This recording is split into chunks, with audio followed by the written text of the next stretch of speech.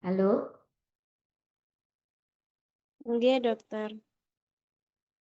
Dokter.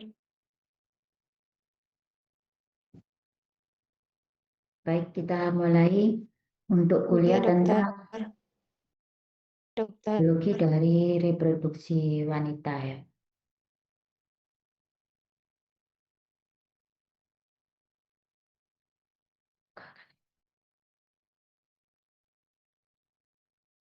Bentar ya, internetnya rada lemot.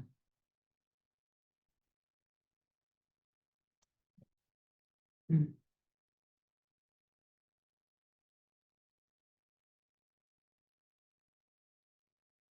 Bentar, kelihatan enggak? Belum, dokter. Dokter. Stop program.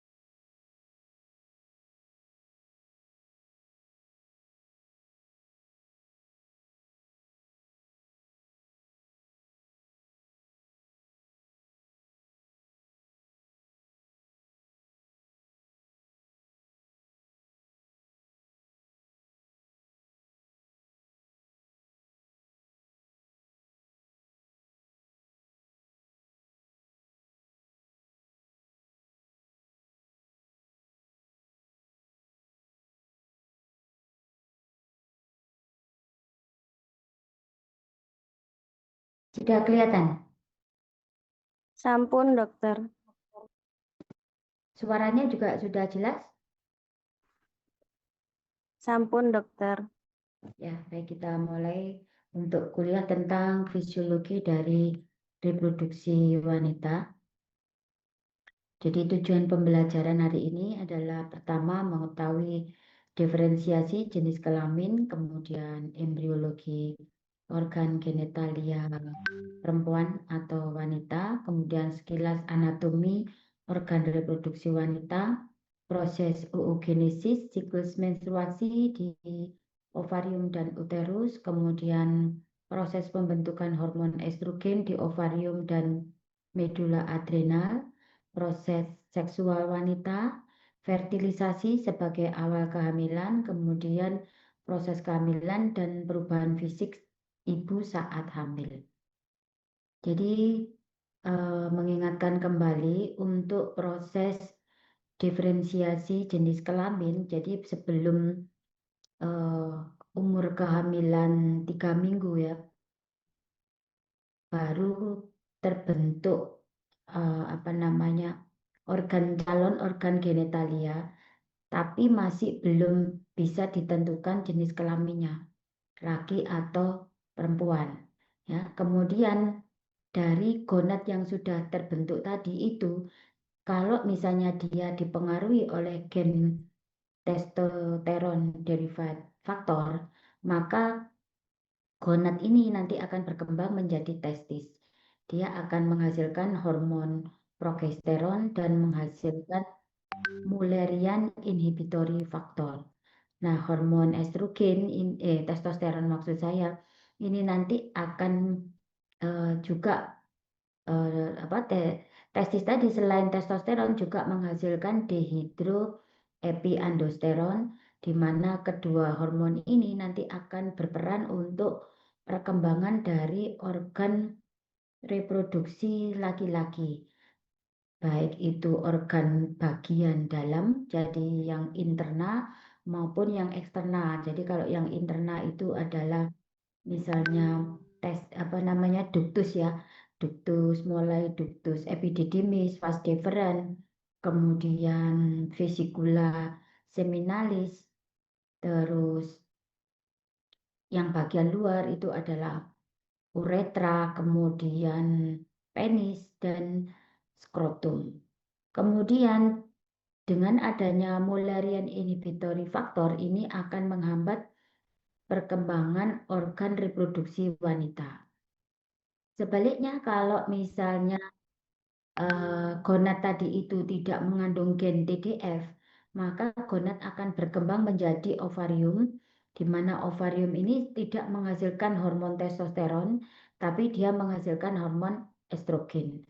Kemudian juga tidak menghasilkan Mullerian inhibitory factor, sehingga dengan tidak adanya testosteron dan Mullerian inhibitory factor, maka akan menyebabkan terjadi perkembangan dari organ reproduksi wanita, baik nanti bagian internal maupun eksternal, ditambah dengan regresi dari organ reproduksi laki-laki atau calon organ reproduksi laki-laki. Sampai sini paham apa belum? Halo? Paham, dokter. Ya, paham. Berikutnya ini adalah proses pembentukan genitalia dari laki-laki dan perempuan. Jadi kan di awal masih fase embrio kurang dari 3 minggu ya, itu kan tadi masih genitalianya itu ada 2 calon ya, ada 2 calon genitalia. Jadi genitalia untuk laki-laki maupun perempuan. Calon untuk genitalia laki-laki itu adalah dari ductus wolffian, sedangkan calon untuk genitalia perempuan itu dari ductus mullerian. Kemudian pada saat usia 5-6 minggu dengan pengaruh adanya gen TDF atau tidak ada, jadi kalau pada perempuan kan tidak ada gen TDF, maka gonad yang dihasilkan tadi itu akan berkembang menjadi ovarium. Selanjutnya, ovarium ini kan tadi tidak menghasilkan testosteron, tidak menghasilkan Mullerian inhibitory factor, maka ductus mullerian yang nanti akan berkembang menjadi organ reproduksi wanita yang bagian interna itu akan berkembang, sedangkan ductus wolffian yang merupakan bakal dari organ genitalia laki-lakinya yang atrofi. Sehingga nanti ductus mullerian itu nanti akan berubah menjadi tuba falopii, kemudian berubah menjadi uterus dan vagina bagian atas ya, jadi sepertiga atas. Kemudian nanti akan gabung dari kloaka ya. Dari kloaka ini nanti akan berkembang menjadi vesika urinaria, uretra, dan vagina bagian bawah, serta nanti akan membentuk organ genitalia eksternal. Nah, ini adalah organ genitalia eksternal. Ini ada genital tubercle, ini nanti akan berkembang menjadi klitoris. Kemudian urethral fold ini nanti akan berkembang menjadi uretra, uretra groove yang berkembang menjadi uretra. Urethral fold ini nanti akan berkembang menjadi labia minora. Kemudian kalau labio scrotal swelling ini yang pembengkakan dari ini nanti akan berubah menjadi labia mayora.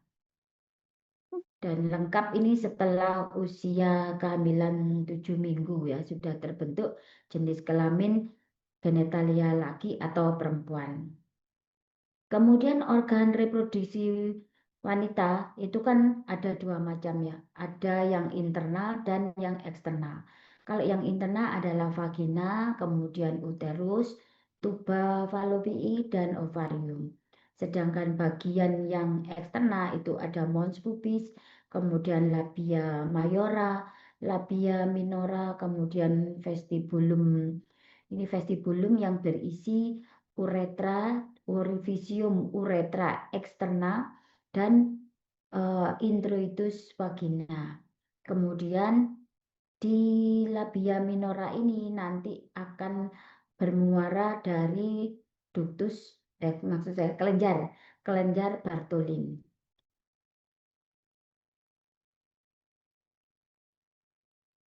Untuk organ aksesoris dari reproduksi wanita itu adalah organ mame. Jadi mame ini ada jaringan lemak, kemudian jaringan sakus dan ductus alveolus yang nanti bermuara di areola mame. Kemudian dia ini melekat pada atau di atas dari musculus pectoralis mayor.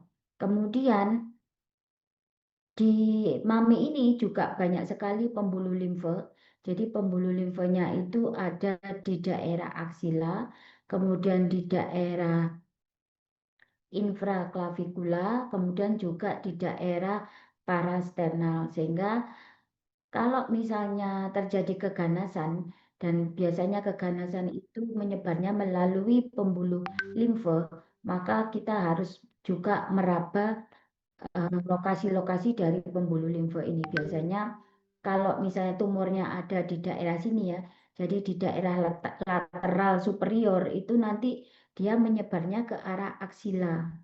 Kalau di arah ini misalnya medial superior ini ke arah ke arah kontralateral ya. Jadi ke arah mame kontralateral kalau daerah medial. Kemudian kalau daerah yang di bawah ini yang misalnya di daerah lateral inferior ini biasanya ke hepar. Jadi nanti kalau pemeriksaan payudara selain kita memeriksa apakah ada tumor di daerah payudara, maka kita juga akan memeriksa kelenjar-kelenjar di sekitar mame tadi, di aksila, di infraklavikula dan di parasterna. Untuk inervasi dari organ reproduksi wanita itu kalau bagian dalam itu diinervasi oleh sistem saraf otonom, sedangkan kalau yang bagian luar ya misalnya untuk rasa atau sensasi rasa ya itu dari nervus somatis yaitu nervus pudendus. Jadi kalau untuk sekresi dari kelenjar di vagina, kemudian kontraksi dari otot-otot di daerah vagina, di daerah uterus itu dipengaruhi oleh saraf otonom. Saraf otonomnya ada dua, yaitu saraf parasimpatis dan saraf simpatis. Kalau saraf parasimpatis ini berasal dari sakral 2 dan sakral 2, 3 dan 4. Ini nanti akan memberikan inervasi pada otot polos di organ reproduksi wanita ya, mulai dari tuba, kemudian ovarium, uterus sampai ke ini apa namanya vagina. Sedangkan kalau untuk saraf simpatis itu berasal dari apa namanya nervus hipogastricus ya, nervus plexus hipogastricus. Jadi dari lumbal 1, lumbal 2, kemudian dia juga akan memberikan rangsangan pada kelenjar dan otot polos. Kalau pada saraf parasimpatis, dia akan meningkatkan sekresi dari kelenjar dan menyebabkan otot polosnya ini relaksasi. Tetapi kalau rangsangan simpatis ini menyebabkan otot polosnya menjadi kontraksi. Sekresinya dikurangi ya. Jadi menurunkan sekresi, meningkatkan kontraksi. Kalau yang parasimpatis ini otot polosnya relaksasi, terus terjadi sekresi dari kelenjar. Fungsi organ reproduksi yang pertama adalah fungsi oogenesis atau menghasilkan ovum. Kedua, melakukan siklus menstruasi untuk menghasilkan hormon estrogen dan progesteron. Kemudian untuk fungsi seksual, fungsi kehamilan, persalinan, dan laktasi. Ini adalah proses oogenesis. Jadi oogenesis ini sudah dimulai sejak dalam kandungan ya. Jadi oogonium yang dihasilkan oleh ovarium itu nanti akan melakukan proses mitosis. Dia akan membentuk oosit primer. Jadi satu oogonium ini nanti akan membentuk dua oosit primer. Kemudian dari oosit primer tadi kan ada dua. Itu nanti satu akan hanya satu ya yang akan berkembang karena dia mempunyai reseptor FSH yang banyak. Nah, nanti dia ini akan menjadi oosit yang oosit primer tetapi yang sudah berkembang ya. Jadi dia ini nanti akan melakukan proses meiosis. Jadi di sini adalah meiosis 1 itu terjadi di fase pada saat dia masih dalam kandungan ya, dalam kandungan. Jadi oosit primer tadi nanti akan mengalami meiosis 1, kemudian dia akan berhenti pada fase profase ya. Kemudian selanjutnya kan bayinya lahir ya. Nah, bayinya lahir, nah maka oosit ini nanti akan melakukan meiosis yang kedua.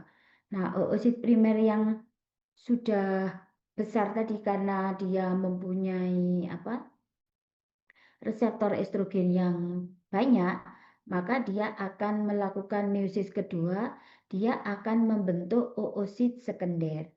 Nah, oosit sekunder ini nanti meosisnya berhenti pada fase metafase. Selain oosit sekunder, maka dia akan menjadi badan polar ya. Nah, polar body ini nanti juga akan mengalami meiosis lagi. Kemudian kalau yang oosit sekunder tadi, ini dia akan membentuk ovum. Kemudian ditambah dengan satu polar body. Nah, pada saat meiosis yang kedua, dia akan terbentuk ovum. Ini dia hanya meisosisnya belum lengkap ya. Kalau pada laki-laki itu kan nanti terbentuk spermatozoa yang sudah membelah secara lengkap. Ini belum lengkap.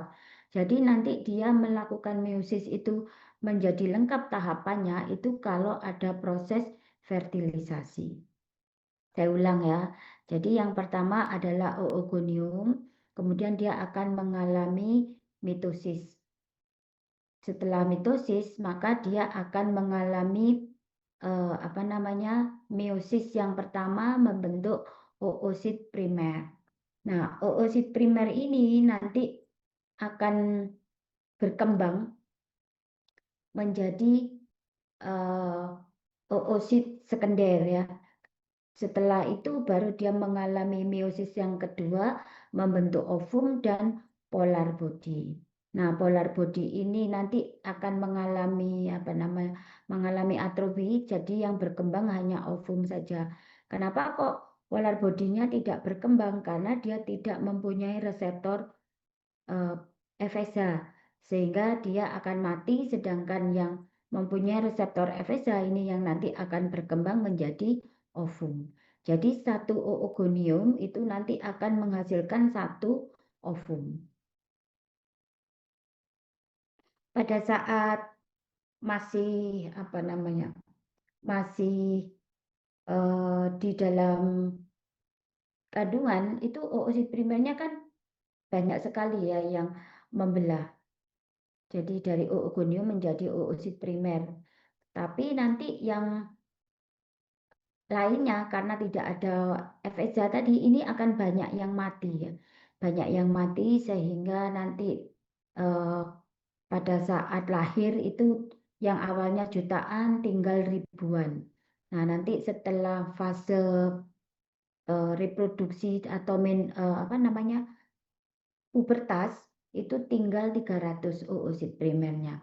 Yang nanti akan berkembang membentuk ovum itu tinggal 300 sehingga pada saat sudah habis oosit primer maka akan terjadi kondisi menopause. Berikutnya adalah regulasi hormon pada wanita yang sudah mengalami menopause. Jadi regulasi hormon ini diatur oleh hipotalamus, kemudian hipofise anterior, kemudian gonad yaitu di ovarium. Nah, di ovarium itu ada 2 sel yang berfungsi untuk menghasilkan hormon estrogen dan progesteron, yaitu sel TK dan sel granulosa. Pada saat kadar estrogen dan progesteron di dalam darah itu rendah, maka hipotalamus akan merangsang pengeluaran GnRH. Hormon gonadotropin releasing hormone ini nanti akan masuk ke aliran darah menuju ke hipofise anterior. Dia di bagian somatotrop ya, berarti di daerah anterior tadi, dia akan merangsang hipofise anterior itu mengeluarkan hormon, yaitu hormon LH dan hormon FSH.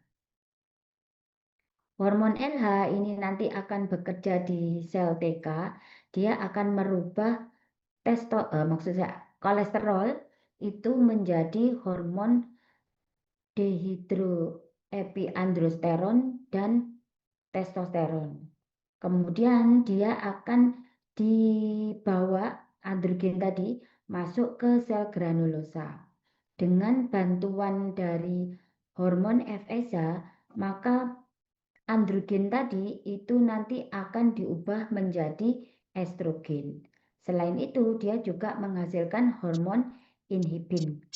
Kemudian, selain hormon androgen tadi, maka sel TK tadi juga akan merubah kolesterol untuk menghasilkan progesteron. Selanjutnya, estrogen dan progesteron ini nanti akan berperan atau bekerja pada organ reproduksi wanita. Kalau misalnya estrogen dan progesteron ini sudah berlebih ya, sekresi yang dihasilkan oleh sel TK dan sel granulosa, maka dia akan menyebabkan penghambatan atau umpan balik negatif ke hipofise anterior dan hipotalamus. Demikian pula inhibin yang tinggi ini nanti juga akan dapat menghambat dari hipofise anterior.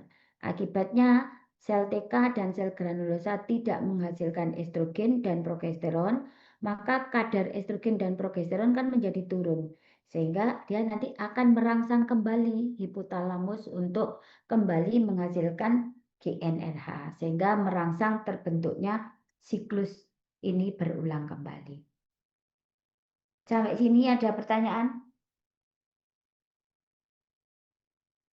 Sepertinya belum ada, dokter. Ya. Nah, berikutnya adalah siklus menstruasi. Jadi siklus menstruasi itu kan ada 2. Jadi siklus menstruasi yang ada di ovarium dan siklus menstruasi yang ada di endometrium. Kalau siklus menstruasi yang ada di ovarium itu siklusnya ada 2, yaitu fase folikuler dan fase luteal. Kalau fase folikuler itu adalah fase di mana terjadi perkembangan dari folikel, kemudian dia menghasilkan hormon estrogen dan menghasilkan ovum yang sudah matur tadi.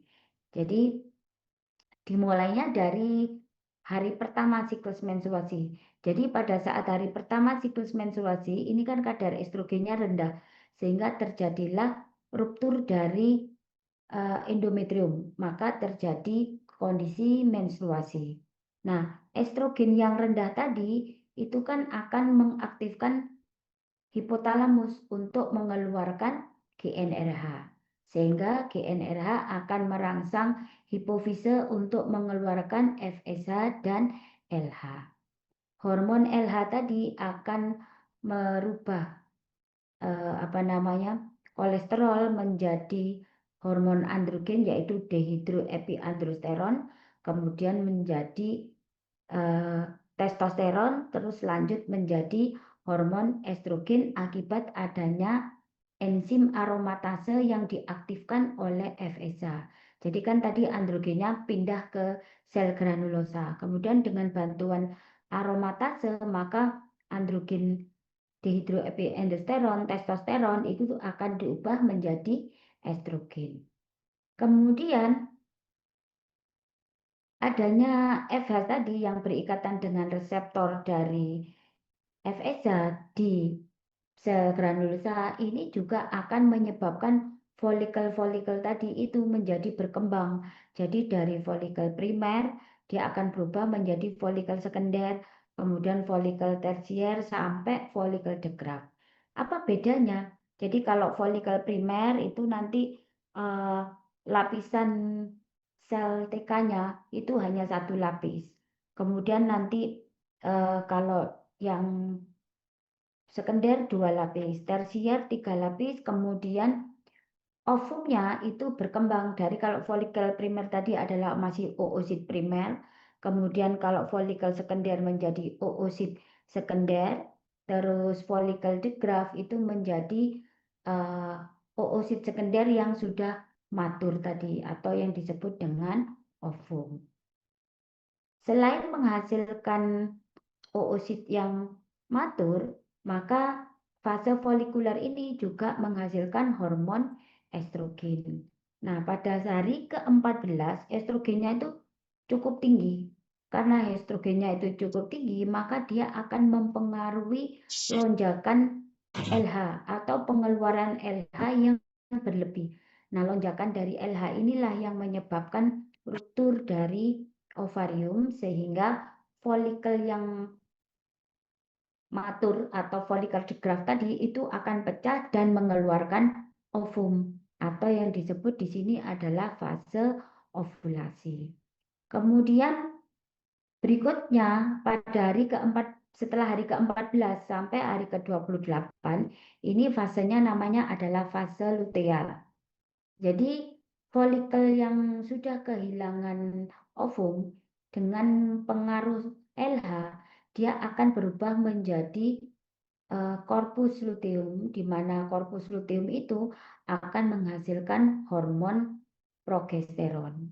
Nah, hormon progesteron ini nanti akan semakin lama kan semakin banyak.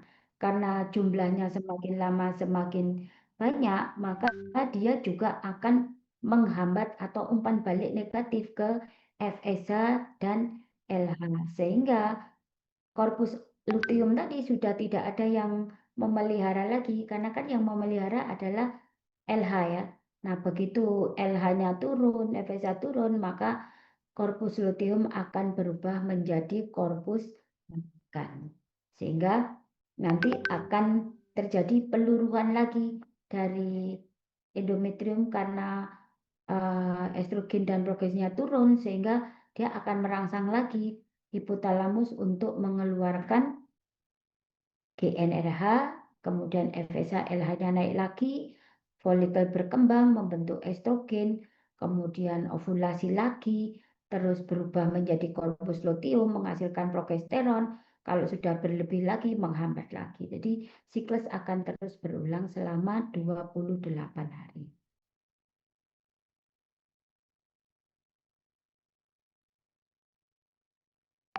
Ini sama keterangannya ya. Jadi fase sel aja.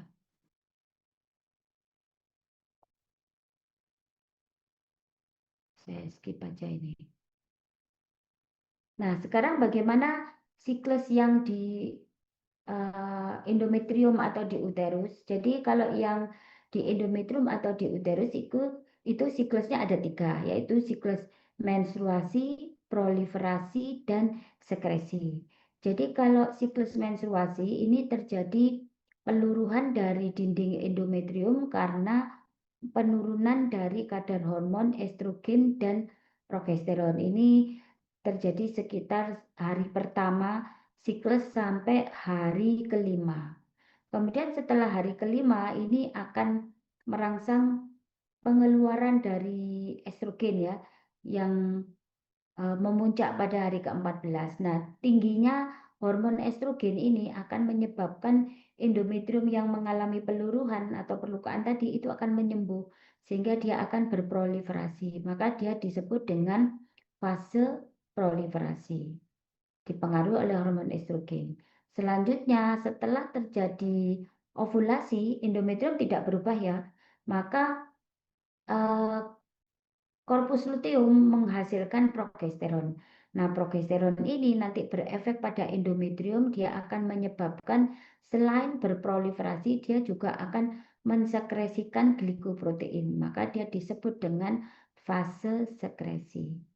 Kalau misalnya tidak ada kehamilan, maka hormon estrogen dan progesteronnya akan turun karena korpus luteumnya berubah menjadi korpus albikan yang tidak menghasilkan estrogen dan progesteron, sehingga akan terjadi kembali peluruhan dari endometrium, maka terjadi proses menstruasi kembali. Kemudian naik lagi berulang terus sampai 28 hari.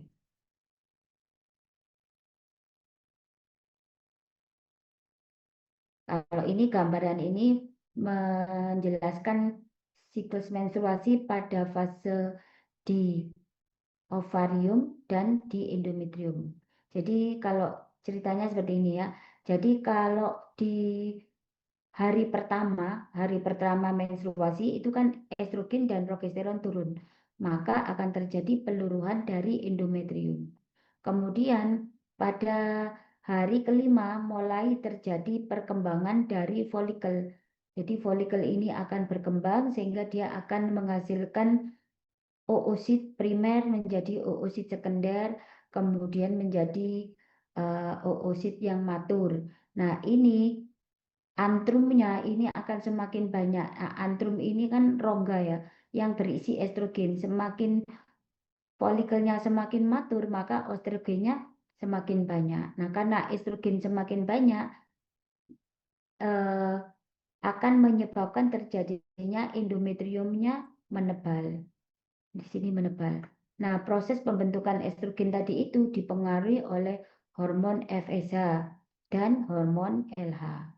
Kemudian yang bekerja pada hari ke-14, ini estrogen yang tinggi akan meningkatkan LH itu secara mendadak jumlahnya. Maka terjadilah proses ovulasi. Endometrium tidak berubah. Setelah hari ke-14 selesai atau hari ke-15 gitu ya, folikel yang sudah kehilangan ovum tadi, itu nanti dengan pengaruh LH dia akan berubah menjadi korpus luteum. Korpus luteum ini nanti akan menghasilkan hormon progesteron dan estrogen, maka terjadilah proses proliferasi dan sekresi. Maka endometrium mengalami fase sekresi. Selanjutnya, pada hari ke-26 ya, korpus luteum ini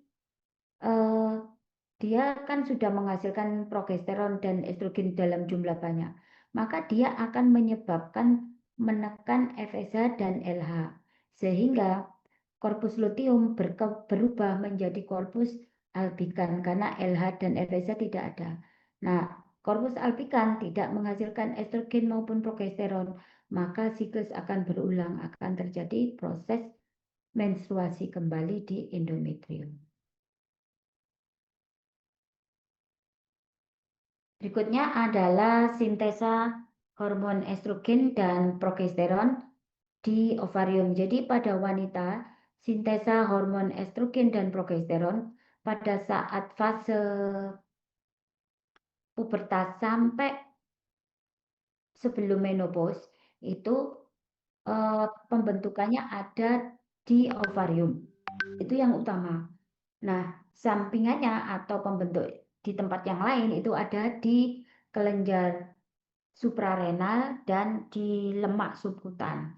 Tapi yang dihasilkan di lemak subkutan atau di kelenjar suprarenal itu estrogen jenis estriol dan estron, bukan estradiol, sehingga efeknya tidak sekuat dari estradiol. Nah, pada saat ada hormon LH yang dilepaskan oleh hipofise anterior, maka LH ini kan akan bekerja di sel TK yang ada di ovarium. Dia akan menghasilkan androgen. Jadi kolesterol itu nanti akan diubah menjadi pregnenolon. Pregnenolon diubah menjadi dehidroepiandrosteron, kemudian diubah menjadi androstenedion, dan diubah menjadi testosteron. Selanjutnya, testosteron dan androstenedion tadi, itu dengan bantuan enzim aromatase, dia akan diubah menjadi estradiol. Ini dilakukan oleh hormon FSH. Jadi FSH ini akan bekerja di sel granulosa, maka dia mengaktifkan enzim aromatase di granulosa sehingga dia mampu merubah androstenedion dan testosteron menjadi estradiol. Selain dia menghasilkan hormon estrogen, maka LH ini juga akan merubah kolesterol menjadi progesteron. Jadi nanti dari kolesterol, kemudian pregnenolon, dari pregnenolon berubah menjadi progesteron.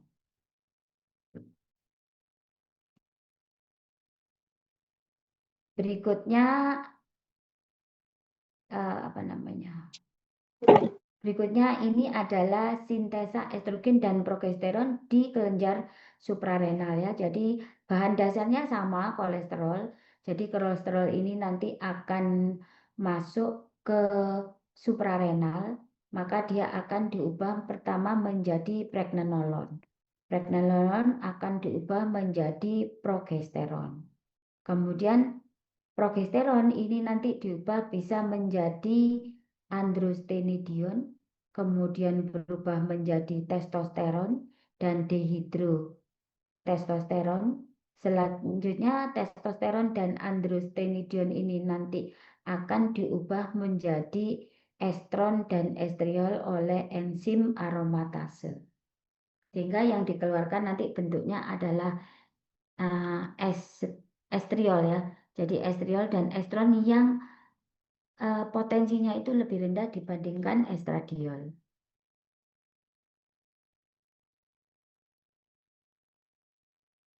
Berikutnya untuk bekerja, estrogen yang telah dihasilkan oleh ovarium atau mungkin dihasilkan oleh suprarenal itu dia harus berikatan dengan reseptor. Jadi reseptor estrogen itu tipenya ada reseptor estrogen alfa dan reseptor estrogen beta, di mana kedua reseptor estrogen ini sifatnya adalah intraseluler ya. Jadi dia akan mengaktifkan proses sintesa protein. Namun di tahun-tahun belakangan ini ya, ternyata ditemukan bahwa reseptor estrogen itu juga ada yang letaknya di membran. Jadi dia terikat dengan protein C ya, sehingga dia nanti akan bisa menimbulkan efek protein kinase, aktivasi protein kinase atau fosforilasi protein kinase sehingga efeknya cepat. Selain itu dia juga akan mengaktifkan reseptor yang di intraseluler untuk proses sintesa protein.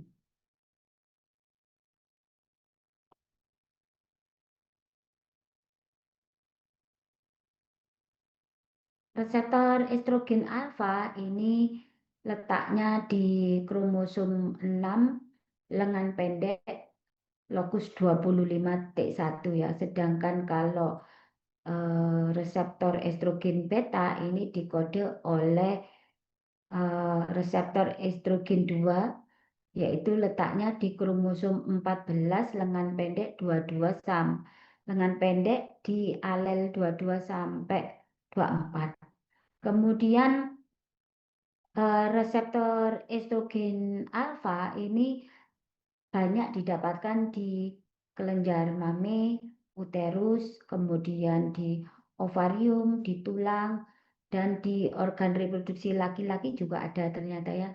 Terus di prostat dari laki-laki, kemudian di hepar dan jaringan lemak. Sedangkan kalau estrogen beta itu umumnya ditemukan di prostat kalau pada laki-laki, kemudian di vesika urinaria, ovarium, kolon, adiposa tisu atau jaringan lemak, dan sistem imun.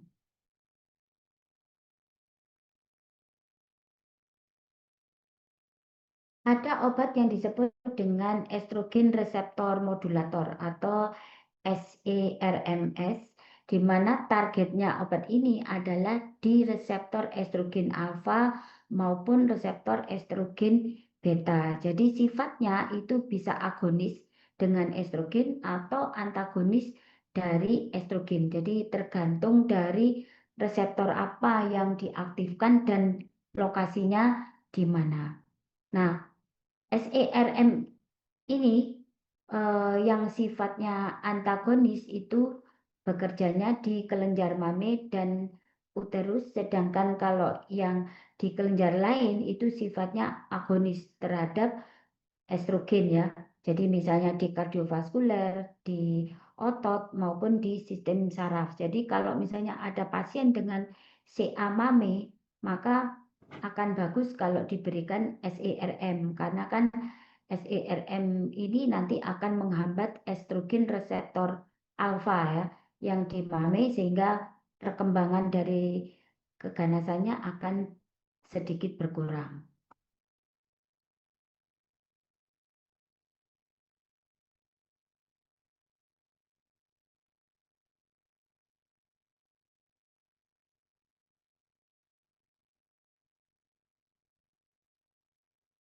Ini adalah reseptor estrogen yang ada di permukaan sel ya.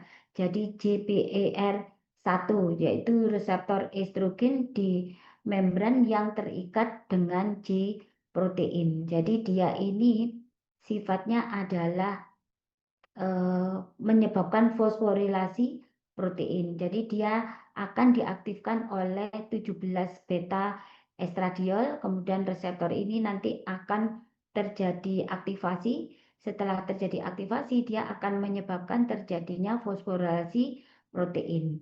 Nah, fosforilasi protein apa? Yang diaktifkan adalah enzim adenilat siklase, sehingga dia akan mengaktifkan pembentukan CAMP.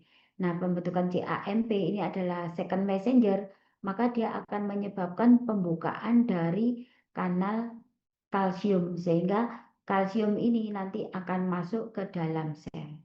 Nah, dengan adanya kalsium di dalam sel, maka dia akan menyebabkan efek biologi dari sel, misalnya dari sistem pembelahan sel, kemudian metabolisme, fungsi memori, kemudian kalau pada laki-laki fungsi fertilisasi atau fertilitas, kemudian juga fungsi dari uterus.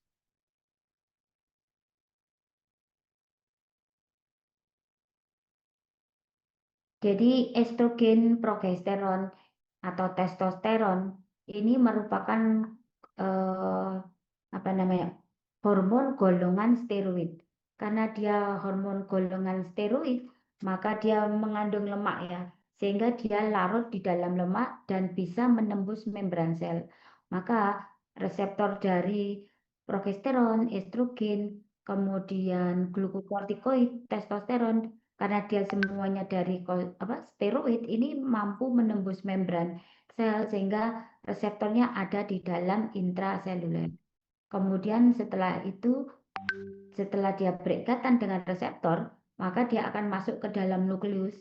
Jadi reseptornya dilepas, maka hormon yang diangkut oleh reseptor tadi itu akan mengaktifkan gen targetnya sehingga terjadilah proses sintesa protein. Nah, sintesa protein yang dihasilkan ini atau protein yang dihasilkan akan menyebabkan efek biologis.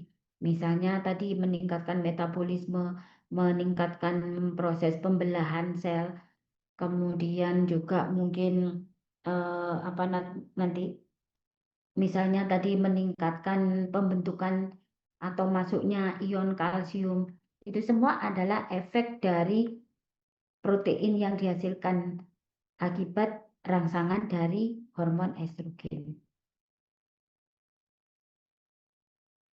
Ini yang reseptor yang ada di permukaan yang terkait J protein tadi ya. Jadi kalau estradiol tadi berikatan dengan reseptor yang ada di transmembran, maka akan mengaktifkan J protein. Maka J protein tadi itu akan mengaktifkan signal di intrasel, maka dia akan terjadi proses fosforilasi protein. Nah, ternyata dia juga akan mengaktifkan reseptor estrogen yang di intraseluler, sehingga selain menimbulkan efek di ekstraseluler, misalnya terjadi pembukaan kanal kalsium, maka dia juga akan mengaktifkan reseptor estrogen yang ada di seluler tadi untuk menyebabkan terjadinya sintesa protein. Ini namanya crosstalk ya. Jadi yang dirangsang di membran tapi yang bekerja di dalam pun reseptornya juga bekerja atau menjadi aktif. Iya, aku udah mandi ya.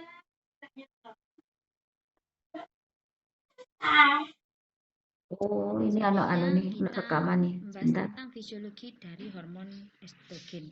Ada yang sudah ada rekamannya ternyata. Nah, berikutnya adalah fungsi dari estrogen.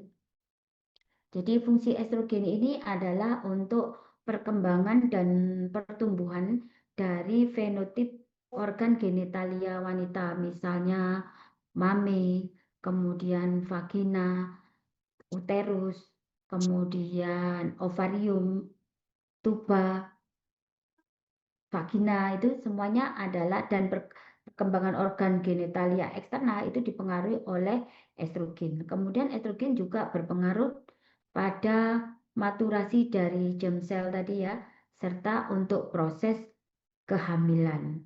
Kemudian efeknya ini pada organ tulang, kemudian organ kalau yang di luar di luar organ reproduksi, tulang, kulit, kemudian memori ya, terus di pembuluh darah, di sistem saraf itu dia berperan di sana. Kalau di tulang, jadi estrogen itu fungsinya adalah untuk bone formation atau pembentukan tulang ya. Jadi tulang menjadi lebih tebal. Kemudian kalau di sistem saraf, estrogen ini berfungsi untuk memori dan kognitif.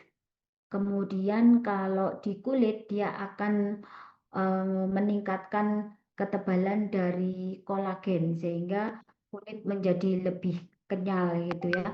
Terus kalau di mana lagi tadi?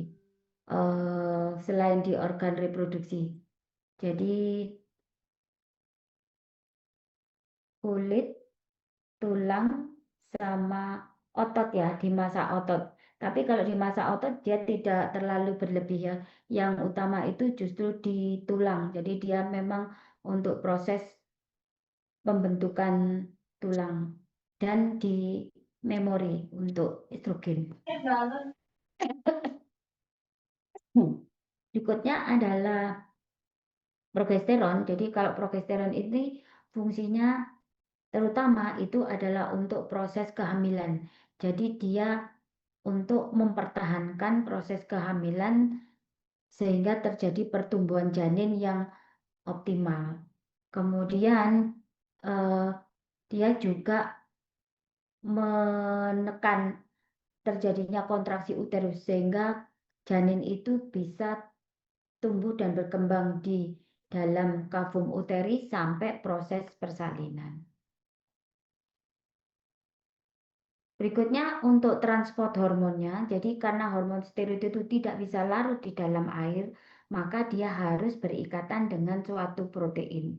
Namanya adalah protein sex hormone binding globulin ya, di mana globulin ini nanti dihasilkan oleh hepar.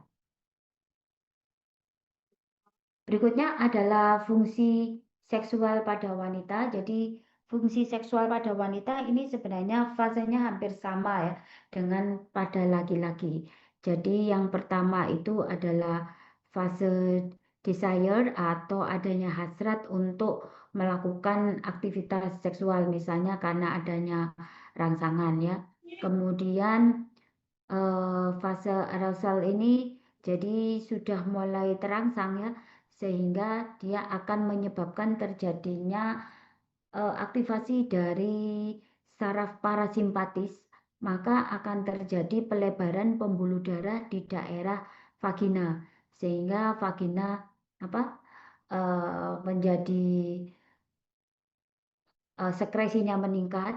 Kemudian yang kedua ukuran labianya menjadi membesar dan klitorisnya pun juga membesar.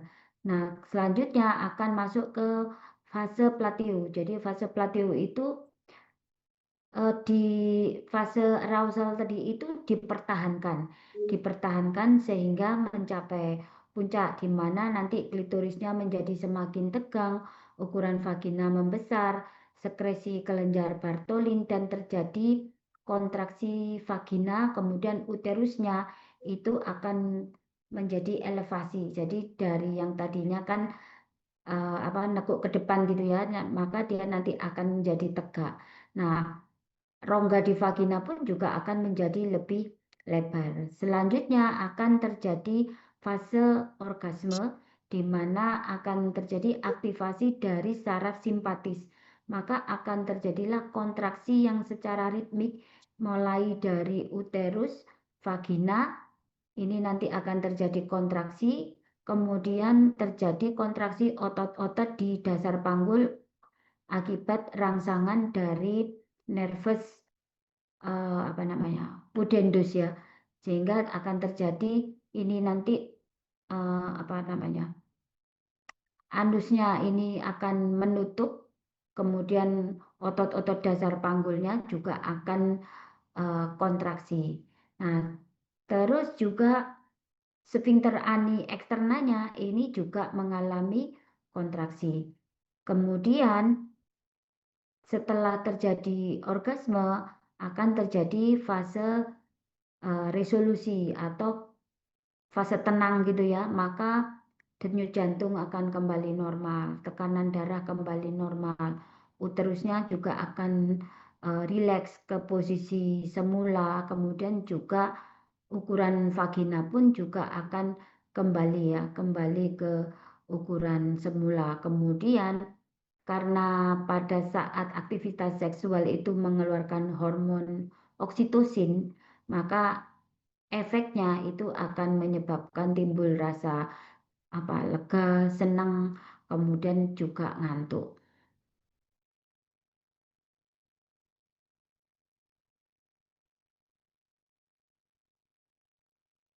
Berikutnya adalah fase fertilisasi. Jadi setelah tadi aktivitas seksual, kemudian fase menstruasi sudah, pembentukan ovumnya juga sudah, maka sekarang masuk tahap berikutnya fungsi fertilisasi. Jadi fertilisasi itu adalah proses di mana terjadinya masuknya material genetik dari spermatozoa ke ovum sehingga nanti akan bergabung dan melakukan proses meiosis kedua secara lengkap, kemudian membentuk sigut. Nah, proses fertilisasi ini terjadi di ampula. Jadi pada saat ovulasi, ovum yang dikeluarkan oleh ovarium itu ditarik masuk ke dalam ampula oleh fimbriae dari tuba. Kemudian pada saat yang sama terjadi aktivitas seksual sehingga ada spermatozoa yang masuk ke dalam organ reproduksi wanita, maka dia akan bergerak dari vagina menuju ke ampula.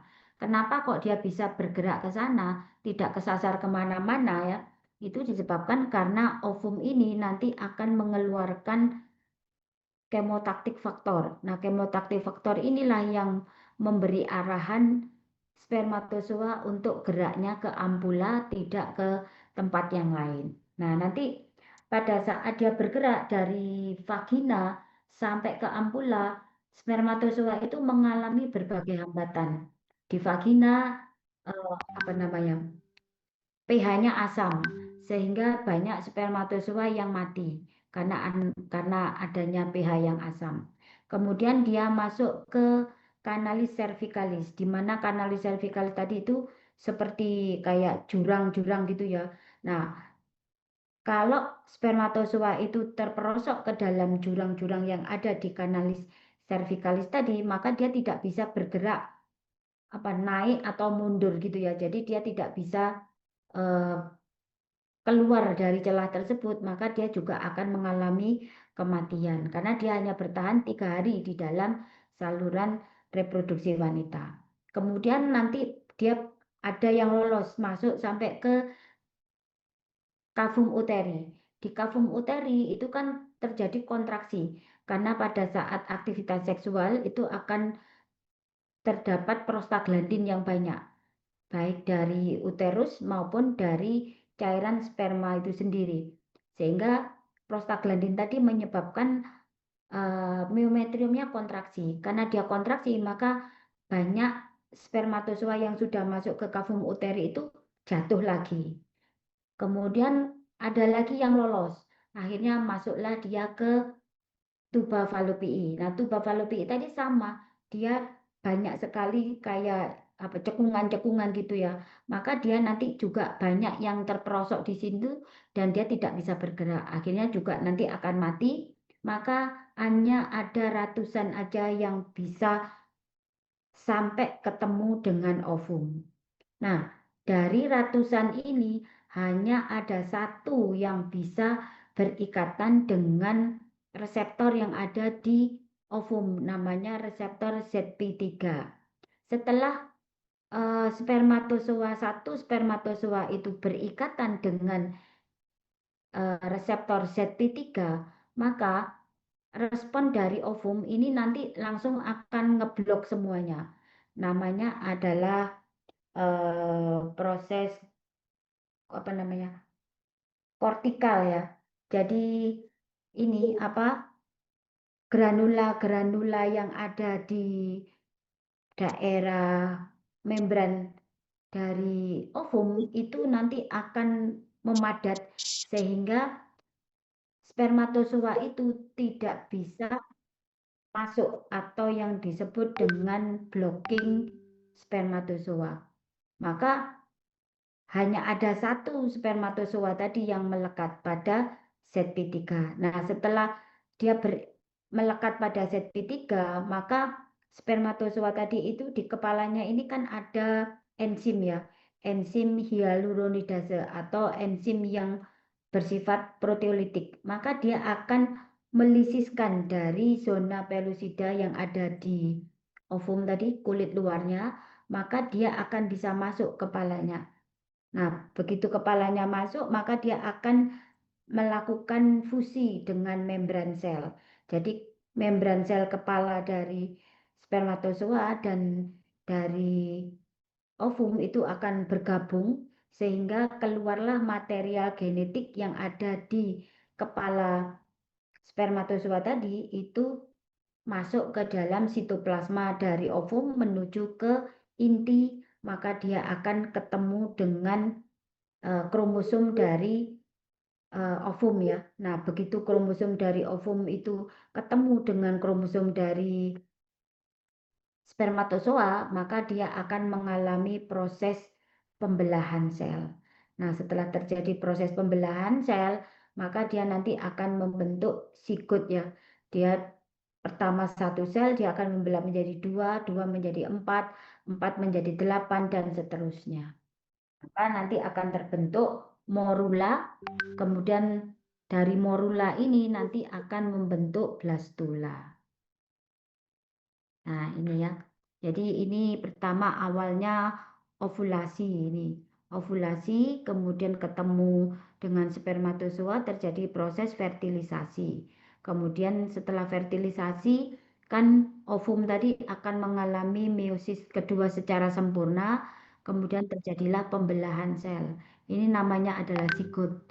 Dari 2 menjadi 4, 4, 8 dan seterusnya sehingga terbentuk seperti bola yang padat ya. Ini namanya morula.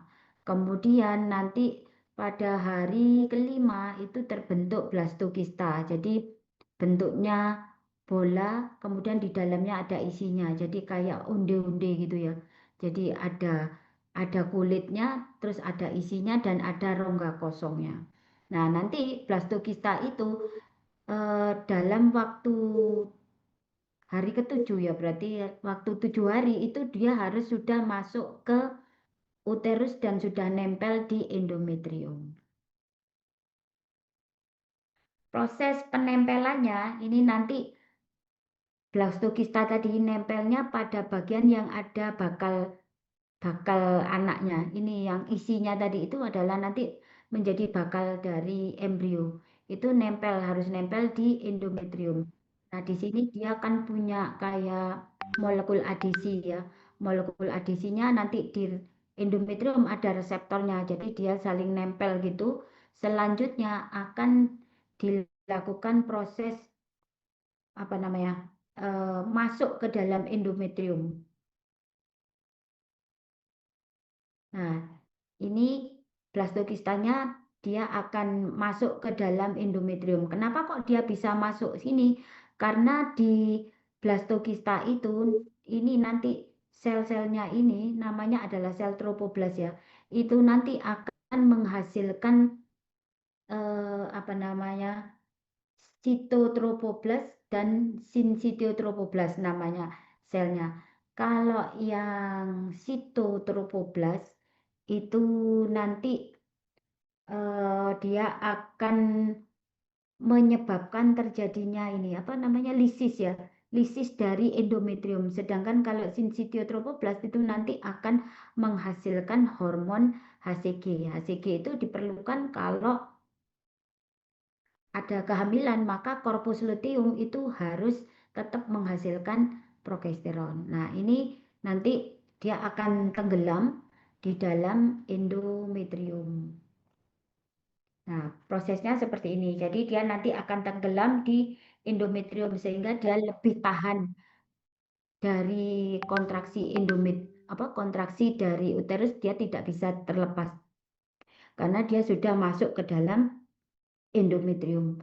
Kemudian nanti sel-sel trofoblast ini nanti akan melubangi bagian-bagian dari endometrium. Kemudian lubang-lubang yang dihasilkan tadi itu nanti akan terbentuk pembuluh darah sehingga nanti akan membentuk bakal dari plasenta.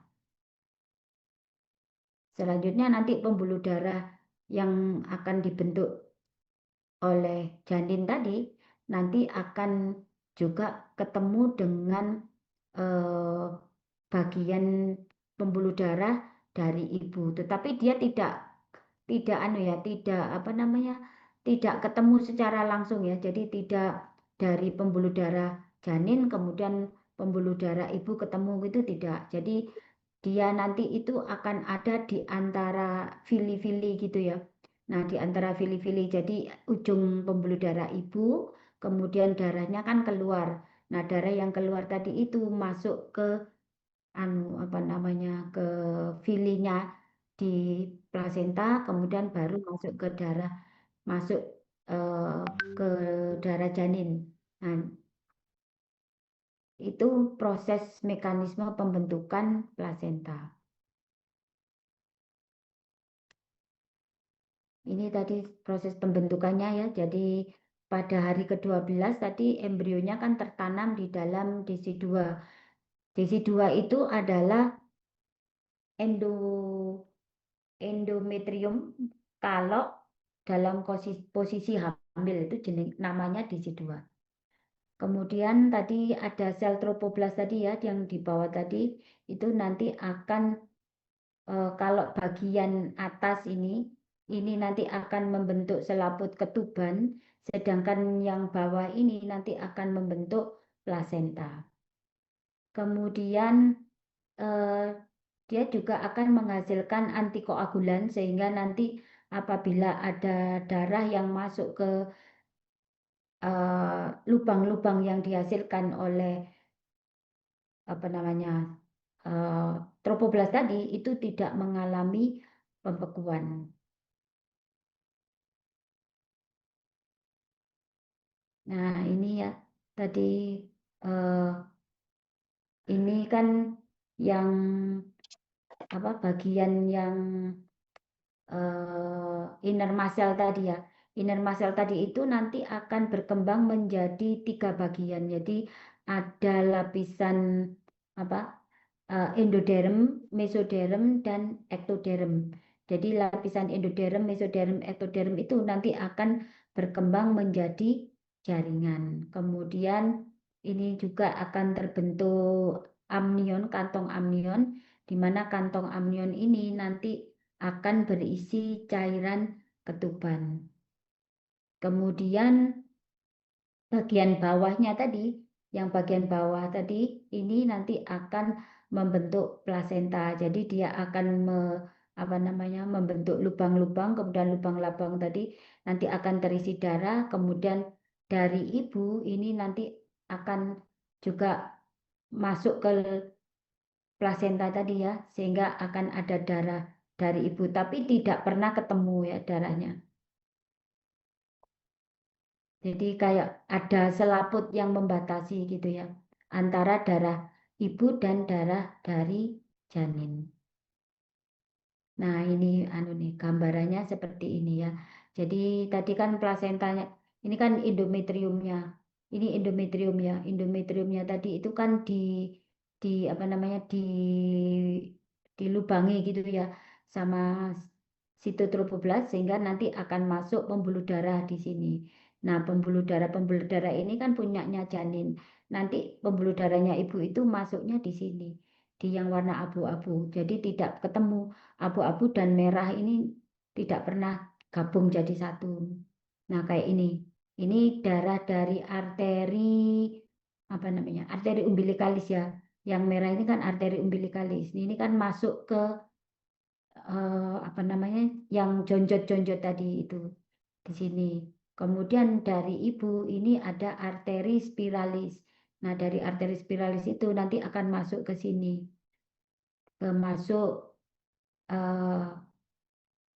intervillus ya, sehingga darah yang ada di sini tidak akan kecampur dengan darah yang ada di janin, karena di sini ada lapisan epitelnya.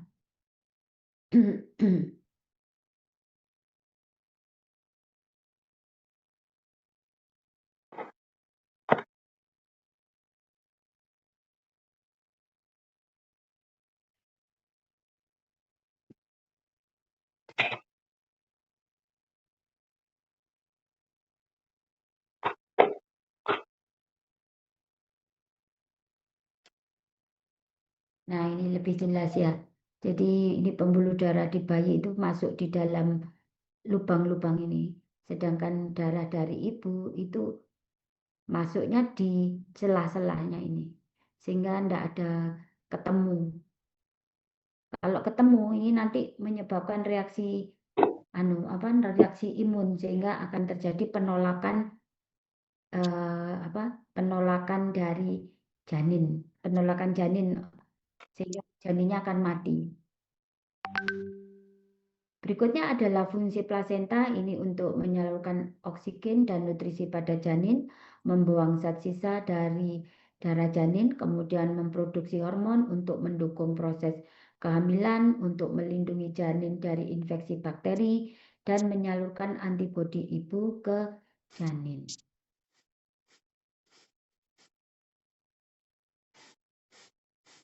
Berikutnya adalah proses organogenesis. Jadi setelah terbentuk plasenta maka terbentuk organ. Nah, pembentukan organ itu pada 8 minggu pertama ya. Jadi setelah proses fertilisasi itu sampai 8 minggu. Setelah fertilisasi itu terjadi organogenesis. Jadi pada minggu ketiga ini nanti akan terbentuk sistem saraf pusat, saraf perifer, dan tulang belakang. Minggu keempat terbentuk jantung, pembuluh darah. Kemudian minggu kelima ini terbentuk ekstremitas, kelopak mata, dan paru. Minggu ke-6 GI tract, minggu ke-7 terbentuk wajah. Minggu ke-8 ini ukuran kepala lebih besar daripada badan, kemudian juga sudah terbentuk jari-jari. Kemudian minggu ke-9 sampai 12 ini sudah terbentuk tulang belakang atau sumsum tulang, kemudian hepar dan vesikafilia, kelopak mata, kemudian jari tangan dan kaki sudah terbentuk kuku. Selanjutnya minggu ke-13 sudah ada gerakan, kemudian bola mata sudah bergerak walaupun kelopak mata ini masih tertutup, kemudian tumbuh rambut, terus bayi sudah mulai menghisap jari, kemudian sudah mulai menghasilkan urin. Minggu ke-16 sampai 21 sudah terjadi gerakan yang dapat dirasakan oleh ibu, kemudian terjadi perkembangan otak, perkembangan bone marrow menghasilkan eritrosit, kemudian juga paru menghasilkan surfaktan. Pada minggu ke-31 terjadi peningkatan berat badan dan lemak subkutan. Berikutnya ini adalah sistem sirkulasi di janin ya. Jadi darah janin kan berasal dari arteri yang ada di plasenta, yaitu adalah vena umbilicalis. Dari vena umbilicalis nanti akan masuk ke hepar. Nah, di hepar ini dia nanti akan ketemu dengan vena porta, sehingga akan ada percampuran darah yang mengandung oksigen dengan darah mengandung CO2. Ini namanya ductus venosus. Kemudian dari hepar masuk ke atrium dextra. Nah, dari atrium dextra sebagian masuk ke ventricle dextra, sebagian masuk ke atrium sinistra. Dari atrium sinistra masuk ke ventricle sinistra, kemudian ke aorta. Sedangkan dari ventricle dextra masuk ke arteri pulmonalis. Nah, di sini akan terjadi percampuran lagi arteri pulmonalis dengan aorta. Kalau yang di atrium ini juga ada percampuran atrium sinistra dan atrium dextra. Ini juga tercampur. Jadi lubangnya atau shuntnya ya, hubungannya itu ada di hepar, di atrium dextra sinistra, dan di arteri pulmonalis dan aorta. Sehingga darah janin itu akan lebih banyak mengandung CO2 karena dia sudah mulai tercampur antara darah yang mengandung oksigen dengan darah yang mengandung CO2. Kemudian peran estrogen dan progesteron selama kehamilan. Jadi kalau progesteron itu dia mencegah terjadinya kontraksi dari uterus sehingga janin bisa bertahan di dalam uterus, sedangkan estrogen ini berperan untuk proses pertumbuhan dari janin. Pada saat hamil ini akan terjadi perubahan fisik pada ibu akibat hormon-hormon yang dihasilkan oleh plasenta maupun oleh ibu dan janin. Yang pertama adalah volume darah. Jadi pada saat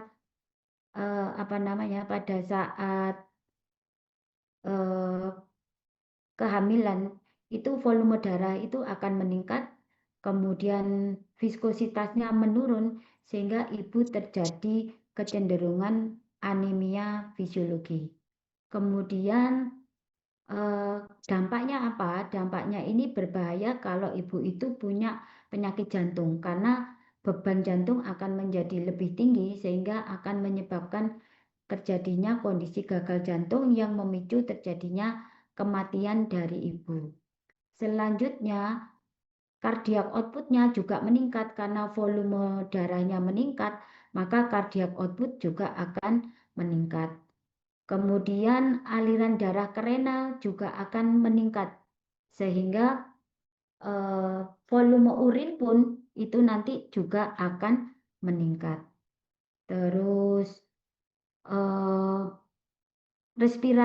sistem respirasinya ini akan terganggu karena peningkatan ukuran dari uterus yang menonjol ke atas itu akan menekan diafragma sehingga proses bernafas ibu menjadi tidak bebas, maka frekuensi nafasnya akan menjadi lebih tinggi dibandingkan normal karena dia cenderung CO2-nya akan lebih tinggi dibandingkan ibu yang tidak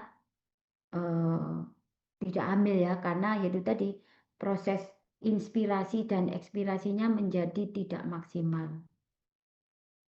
Kemudian untuk hematologinya, jadi pada saat hamil ini akan terjadi peningkatan faktor-faktor pembekuan, kemudian peningkatan dari sel darah merah, kemudian penurunan faktor-faktor antikoagulan. Kemudian uterus juga akan menebal atau membesar, sehingga nanti akan ada beberapa tanda ya, misalnya tanda Piskacek itu terjadi pelunakan pada segmen bawah rahim. Kemudian kalau tanda Hegar itu karena ada lunaknya dari segmen bawah rahim, pada saat kita periksa bimanual itu akan tipis gitu ya, seakan-akan kedua jari kita yang ada di vagina, dalam vagina dan di dinding perut itu bisa ketemu. Kemudian ini ukuran dari uterus akan semakin lama semakin tinggi. Selanjutnya untuk gastrointestinal akan terjadi penurunan peristaltik disebabkan karena adanya hormon estrogen, progesteron maupun hormon HCG ya, sehingga sering terjadi misalnya hernia, kemudian hemoroid, terus sering konstipasi. Berikutnya untuk sistem endokrinnya ini nanti akan terjadi peningkatan dari hormon tiroid, kemudian juga akan penurunan dari hormon tiroid ya, sehingga pada orang hamil itu sering terjadi hipotiroid ya. Nah, hipotiroid ini nanti kan akan mengganggu pertumbuhan dari janin, terutama pertumbuhan dari otak, sehingga perlu tambahan iodium ya pada saat hamil. Kemudian hormon-hormon kortisol, aldosteron, adrenal ini akan meningkat sehingga ini nanti akan berpotensi menyebabkan terjadinya hipertensi pada ibu.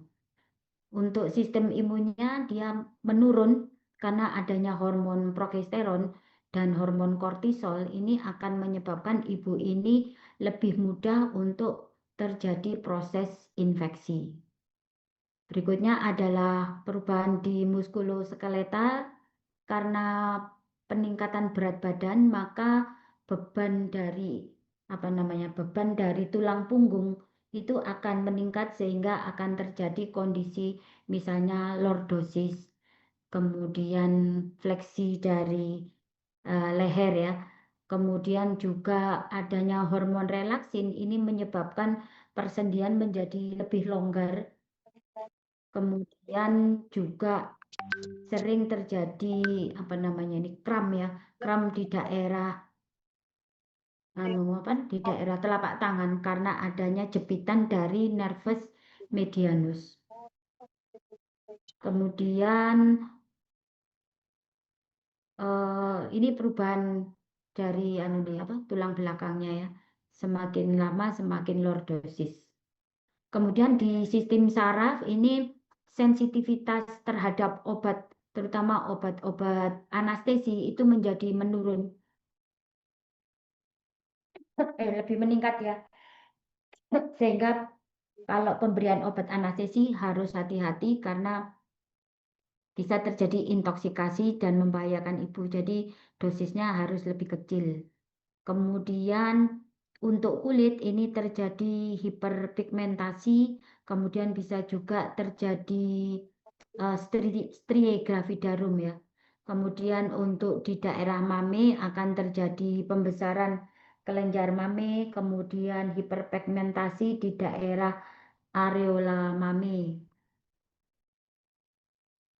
Kemudian berat badan juga akan meningkat disebabkan karena adanya bayi, plasenta, cairan amnion, kemudian pembesaran uterus, adanya tambahan deposit lemak, adanya tambahan deposit protein maupun retensi dari cairan dan natrium. Sehingga totalnya ini selama proses kehamilan itu akan meningkat sekitar hampir 11 kilo.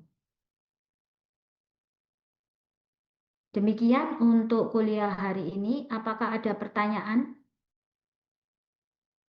Sepertinya belum ada, dokter. Baik, kalau tidak ada pertanyaan, bisa kita akhiri. Terima kasih. Assalamualaikum warahmatullahi wabarakatuh. Waalaikumsalam warahmatullahi wabarakatuh. Terima kasih, dokter. Saya lift dulu ya.